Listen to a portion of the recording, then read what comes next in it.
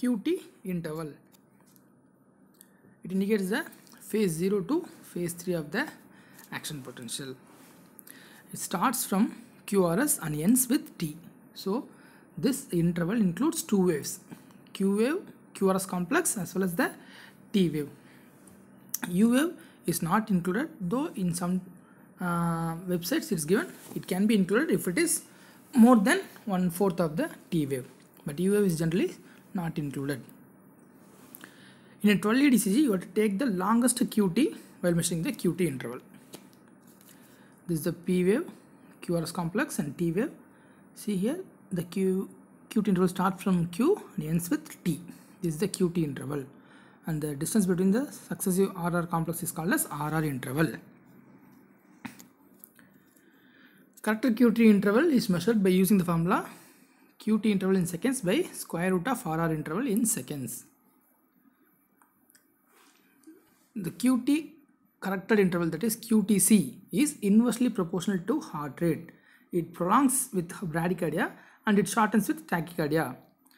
So the corrected QT interval is measured to adjust the heart rate for 60 per minute. That is, if the patient has a heart rate of 60, his QT will be, that is called as corrected QT interval. Normal values, it is 0.42 seconds in males and 0.44 seconds in females. More than 0.44 and 0.46 in males and females respectively are considered as prolonged QT. QTC prolongation is one of the predisposing factor for torsades de pointes. At a heart rate of more than, a simple rule is, at a heart rate of more than 70, the QT will be half of the RR interval. These are the formulas that are used to measure QT interval, corrected QT interval, that is Behçet's, Framingham, Frederizia's and Hodges, of which Behçet's is the most common, provided the heart rate is between 60 to 100.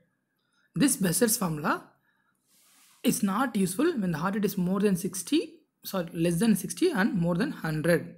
In such cases, either Fredericia and Framingham formula can be used. These are the formulas.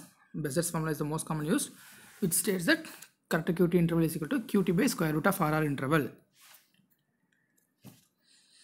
Regarding the electrolyte abnormality and QTC, remember all hypos will prolong the QT and all hypers will shorten the QT, exactly inversely proportional.